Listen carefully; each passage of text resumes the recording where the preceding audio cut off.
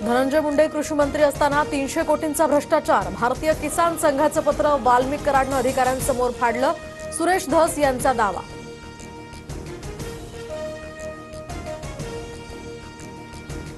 Dhananjay मुंडेंना Bell's palsy नावाच्या आजाराचं निदान. बेल्स पाल्सी आजारामुळे मला सलग 2 मिनिटंही बोलता येत नाही. धनंजय मुंडेंची माहिती.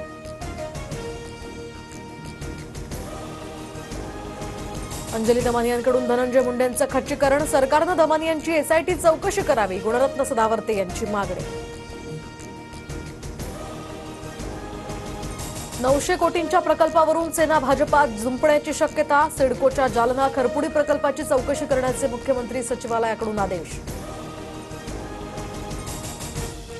कृषी मंत्री माणिकराव कोकाटेंना जामीन मंजूर. सत्र न्यायालयामध्ये अपील करण्यासाठी 30 दिवसांची मुदत. 1995च्या फसवणूक प्रकरणामध्ये कोकाटे बंधूंना 2 वर्षांचा कारावास आणि 50,000चा दंड.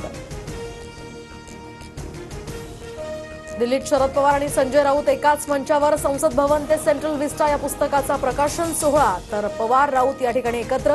राऊतांनी पवारांवर केलेल्या टीकेनंतर पहिल्यांदाच दोन्ही नेते एकाच मंचावर. आभाड समर्थक अभिजित पवारांची 2 दिवसातच पवारांच्या राष्ट्रवादीत घरवापसी. नजीम मुल्लानं मला ब्लॅकमेल केलं. अभिजित पवारांचा आरोप. एप्रिल किंवा मे मध्ये मुंबई महानगरपालिकेची निवडणूक लागण्याची शक्यता. विधानसभा निवडणुकीच्या वेळी जी चूक झाली ती पुन्हा होणार नाही याची काळजी घ्या. उद्धव ठाकरेंच्या पदाधिकाऱ्यांना सूचना.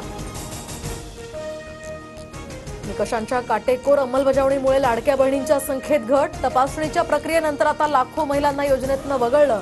आतापर्यंत 7 लाख महिला अपात्र.